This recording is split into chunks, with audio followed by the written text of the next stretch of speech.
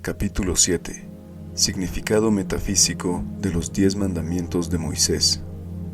Parece ser que aún no se ha podido comprobar si Moisés era lo que dice la Biblia, o si era realmente el hijo de una princesa egipcia hermana de Ramsés II. Su nombre significa extraído de las aguas, en el simbolismo bíblico, y como la Biblia, en gran parte está formada por relatos simbólicos destinados a proteger la gran verdad contra las interpretaciones erróneas de aquellos que no tengan la madurez necesaria para ponerla en práctica.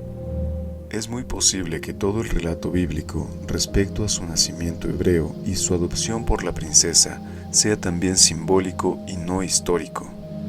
En todo caso, la verdad de su procedencia no afecta lo que él enseñó. Moisés sí fue un gran iluminado, un gran maestro de la verdad metafísica, que no solamente liberó al pueblo hebreo de la esclavitud y las condiciones infrahumanas en que se hallaban, sino que también enseñó a muchas tribus errantes que se fueron agregando a su grupo en el desierto. Y por esta razón fue que tantas razas distintas, descendidas de aquellas tribus, adquirieron el culto monoteísta, un solo Dios, conservándolo hasta hoy.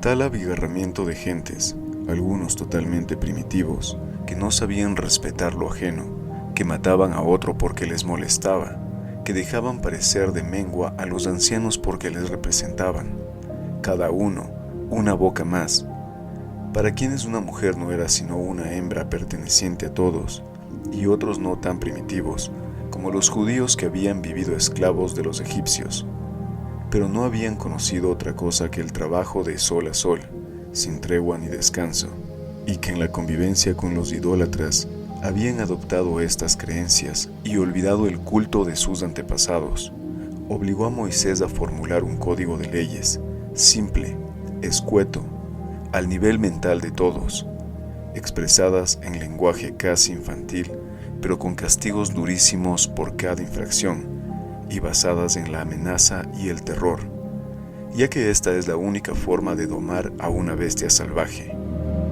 Moisés había sido educado en el templo de Heliópolis, que era, como quien dice, una universidad.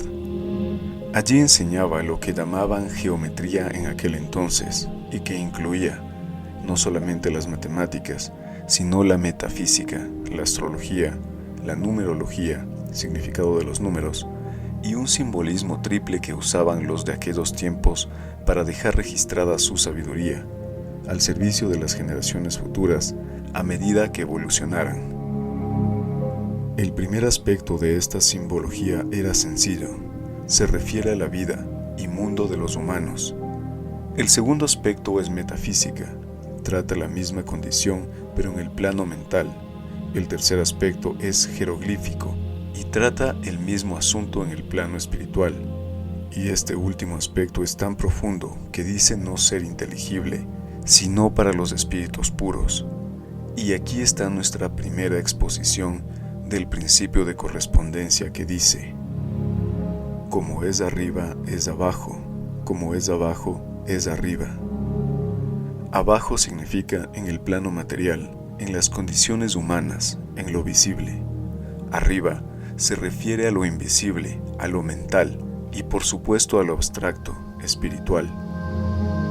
Lo que dice el principio de correspondencia es que las leyes todas actúan en todos los planos y que las condiciones en un plano se repiten en el plano superior, como también en el plano inferior.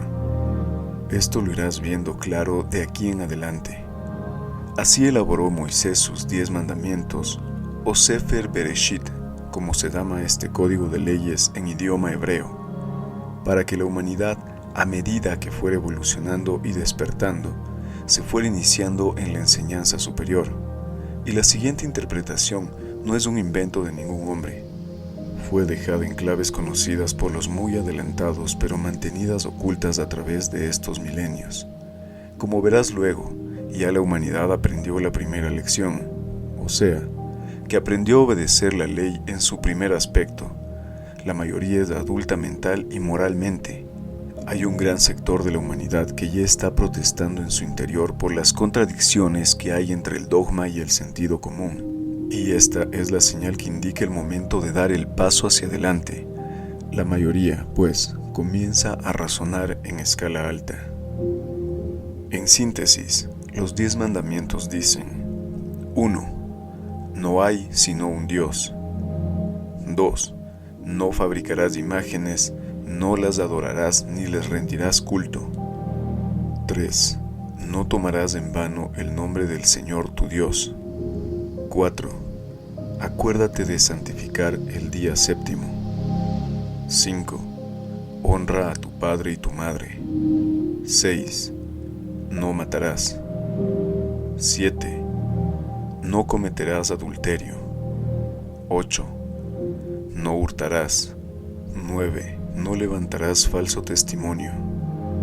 10. No codiciarás. Este grupo de leyes se divide en 2 grupos. 8 mandamientos aparentan ser prohibiciones y comienzan con la palabra no. Estos son los números 1, 2, 3, 6, 7, 8, 9 y 10. Los números 4 y 5 son recomendaciones. A primera vista, el ser humano que aún no ha aprendido a razonar en el plano mental espiritual, los entiende como prohibiciones o normas de conducta.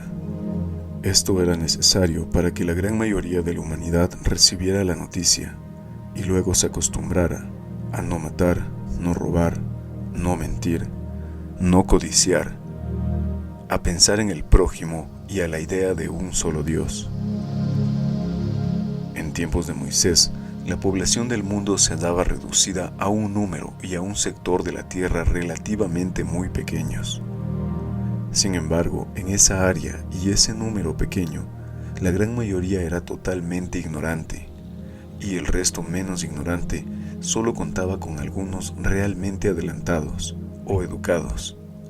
A la gran masa humana de hoy le ha costado tremendos golpes y porrazos individuales y colectivos aprender a comportarse habitualmente de acuerdo con las reglas de ética sentadas por Moisés. Y aún visto por encima, diríamos que no es así. Diríamos que la humanidad sigue matando, robando y mintiendo como si tal cosa. Pero esto no es la verdad. No es verdad con respecto a la gran mayoría. La gran mayoría desea la libertad de adorar al Dios único como ella mejor le plazca. La gran mayoría ya no roba, ni mata. La gran mayoría ama y cuida a sus ancianos. Y finalmente, la tierra entera conoce y cumple la recomendación de descansar un día por semana, el domingo. Es la minoría la que rompe las leyes eternas. Es una minoría muy reducida la que vive en las cárceles. Es la minoría la que desconoce a Dios. Y finalmente, si aún existen humanos que ignoran que hay una cosa llamada la ley, para castigar al que se comporte mal, esos son la gran excepción que comprueba el adelanto de la mayoría.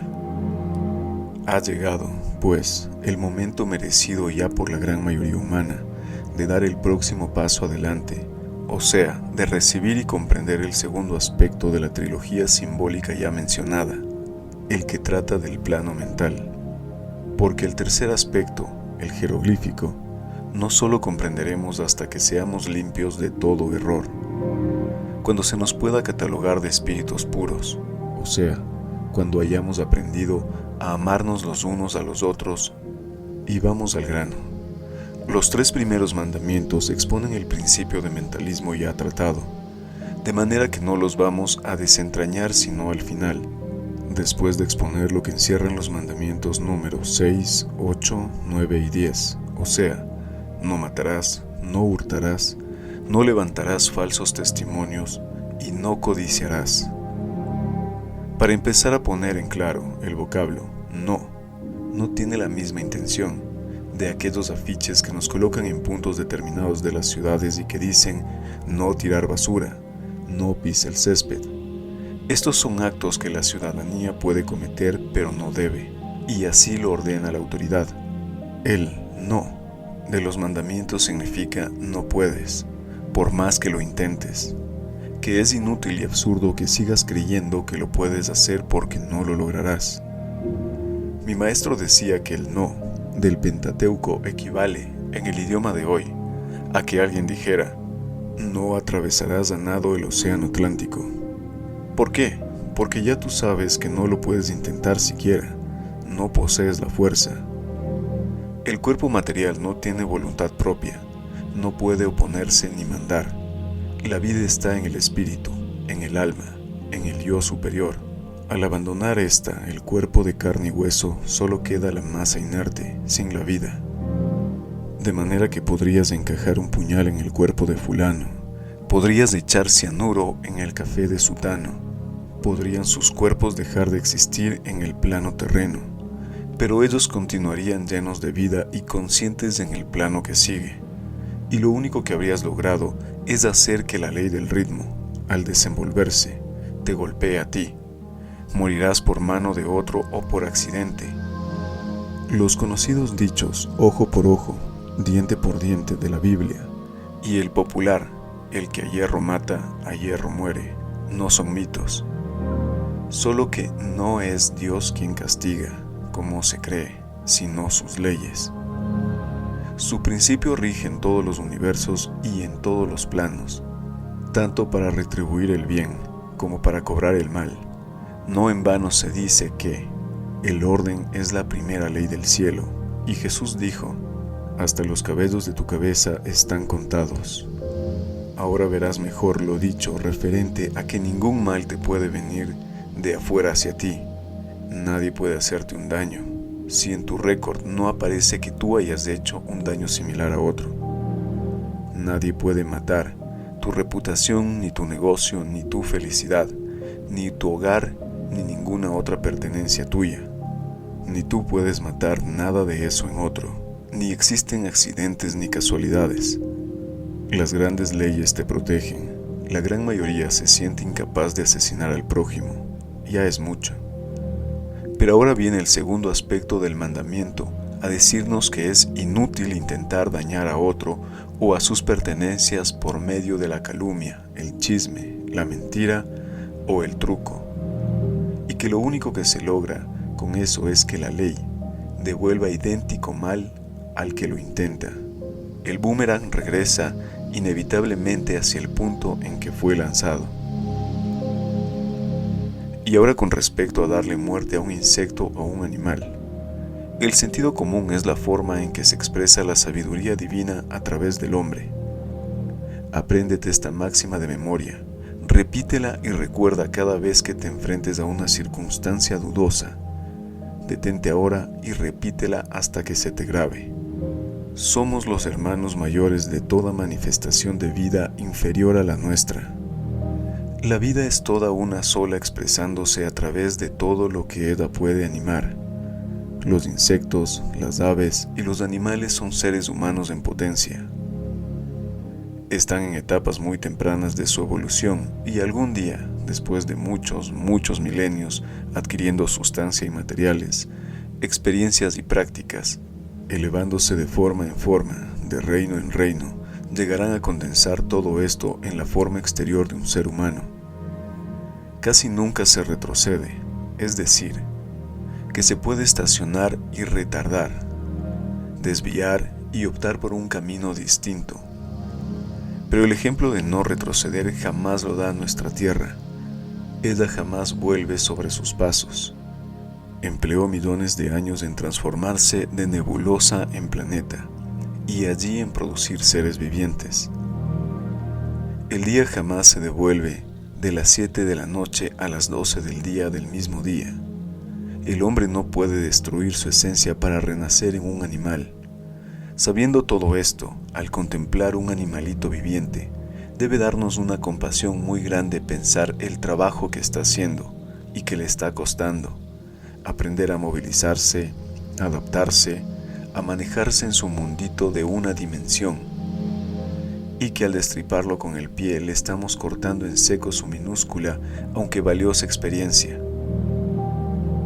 Esto lo aprenderás mejor en el principio de vibración, pero, y es un pero muy grande, la sabiduría divina, a través del sentido común, nos convierte en jueces aún siendo los hermanos mayores. Vamos a decir que un día en nuestra casa limpia, ordenada y aseada, aparece una cucaracha o una chiripa. Estoy cansada de verte dar el salto con el zapato en la mano y ¡crack! Pereció la pobre. Y ahora me dirás, ¿pero cómo? ¿Voy a dejar que se cunda mi casa de esos animales? No, en absoluto, no puedes, ni debes permitir que permanezca ni un segundo más bajo tu mismo techo. Tú, en tu carácter de hermano mayor, tienes el deber de vigilar, de enseñar, de corregir y de frenar a tus hermanos menores. No puedes permitirles que aumenten indebidamente ni que se introduzcan en donde no pertenecen. Tampoco debes permitir que otro, ni siquiera un animalito irracional, abuse de ti. Si lo permites, haces mal. Pero para eso tienes tú la mente que esos seres no tienen aún. Y por eso dijo Moisés en Génesis, capítulo 1, versículo 26. Hagamos al hombre a nuestra imagen, conforme a nuestra semejanza. Y señoree en los peces del mar, en las aves de los cielos, en las bestias, en toda la tierra y en todo animal que se arrastra sobre la tierra. Y creó Dios al hombre a su imagen, a imagen de Dios lo creó. Fíjate que esto último lo dices 3 veces. Cuando la Biblia repite 3 veces significa que la frase tiene idéntico significado en los 3 planos. En otras palabras, que no ha de buscársele interpretación metafísica o jeroglífica, que él expresa una verdad eterna y fundamental. Ahora, los animales o seres irracionales no tienen un espíritu, digamos, individual. Tienen lo que llamamos espíritu de grupo, o sea, que el gran conjunto de cada especie forma un espíritu, o tal vez no sea sino una partícula de un espíritu. Eso no lo puedo conocer, no he llegado a esas alturas. Lo cierto es que ellos, los seres irracionales, actúan en grupo y por líneas ya determinadas de acción. Por ejemplo, las abejas. Un tipo de abejas obedece al instinto de construir panales de cera, otro al instinto de atender a la reina, y así sucesivamente. Son acciones automáticas. Ellas individualmente no piensan. Piensa por ella el gran conjunto que forma una mente y las guías por medio del instinto, podríamos decir. Empleando la ley de correspondencia, vemos cómo corresponde esta acción mecánica de las abejas a una situación similar en el reino humano. En la construcción de un edificio, por ejemplo, hay muchos cargadores de agua, hay albañiles que pegan ladrillos, hay carpinteros que hacen puertas, hay obreros especializados en molduras, pintura, adornos, y todos trabajan casi mecánicamente, cada uno en su línea determinada, todos cumpliendo algo que está en la mente del arquitecto. En el hombre, ¿qué corresponde? Los pies hacen el trabajo automático de caminar, las manos de maniobrar, los ojos de mirar, los oídos de escuchar, etc. Y todo obedece al impulso que envía la mente a través de líneas que llamamos nervios en el hombre. Sabiendo esto, cuando tú encuentres un insecto fuera de lugar, frena tu primer impulso de aniquilarlo. El espíritu de su grupo está a tu misma altura mental, forma parte de la mente universal. Lo contactas al dirigir tu mente hacia él. Simplemente dile: aquí hay una célula tuya que se encuentra fuera de su ambiente. No es armoniosa a mi ambiente. Dios es armonía perfecta. Llévatela. Sentirás una gran emoción al ver que el insecto se detiene inmóvil, como recibiendo la onda, y al minuto corre a desaparecerse. No lo volverás a ver, y en el caso de que tu propia conciencia no está aún segura de la verdad que te acabo de enseñar, bien sea que tú sientas dudas del resultado o hagas el tratamiento con demasiada violencia y ves que el animal continúa molestándote, dale 3 chances. Dile al espíritu grupo: si no te lo llevas pronto, voy a tener que matarlo. Generalmente no te verás en el caso de matarlo. En muy pocos casos se resiste a irse. solo cuando él mismo está buscando la muerte porque ya ha vivido su vida, y en ese caso, cuando te lo indique tu sentido común, que es la sabiduría divina en ti, mátalo con un golpe fuerte y seco. No lo dejes a medio vivir agonizando, y sin violencia de tu ánimo, sin rabia ni disgusto, dile que evoluciones en mejor especie. Todo depende de la intención y el pensamiento con que se ejecute. Hay sectas y órdenes de las que se dicen ocultistas que no comen carne. Alegan que las vibraciones del dolor del animal al ser matado contaminan al alma humana. Alegan también que las vibraciones de la especie inferior degradan al ser. El Maestro Jesús negó esta creencia cuando dijo: no es lo que entra por su boca lo que contamina al hombre, sino lo que de su boca sale, porque lo que sale de la boca del corazón procede. Ya conociste la explicación de esta lección en el capítulo La Palabra. Y de acuerdo con Moisés, repitamos: nadie ni nada puede dañarnos de afuera, a menos que lo hayamos merecido, a menos que lo aceptemos por creer que sí es posible. Pero cuando conocemos esta verdad y la recordamos siempre, nada ni nadie puede causarnos daño alguno. El gusto por comer carne o la necesidad de la carne como alimento solo significa que el individuo aún conserva una cantidad de su naturaleza animal carnívoro, ¿se entiende? No ha llegado aún al punto en que sus células pueden prescindir del alimento ingerido del exterior. Eso es todo. Porque limitarse obligatoriamente a comer frutas y verduras no es una prueba de elevación espiritual, ya que la vaca y el caballo no comen sino hierba y granos. Al nomás entrar a estudiar metafísica, comienzan a limpiarse las células del cuerpo por el hecho de que se empieza a vivir en un mundo mental espiritual. Y de acuerdo con el principio de correspondencia, como es abajo es arriba, como es arriba es abajo. Todo el ser evoluciona a la vez. El estudiante nota, tarde o temprano, que comienza a no necesitar la carne como alimento y llega a aborrecerla sin que nada ni nadie lo fuerce a ello. Algo muy importante: cuando estudies el principio de vibración, podrás comprobar la verdad científica que es imposible que una vibración de menor frecuencia pueda dominar a una de mayor frecuencia. El animal vibra en un plano inferior al hombre. ¿Cómo podrá jamás afectar a éste? Únicamente bajo una condición: que el hombre esté ignorante del principio de vibración y crea posible el ser afectado por las vibraciones del animal. Creyéndolo, lo está aceptando y por tanto sometiéndose a una ley inferior a él. Por esta misma razón es que no se puede matar. La vida es positiva. La muerte es negativa, o sea, que es la negación de la vida. La vida es indestructible, no puedes matar por más que lo intentes.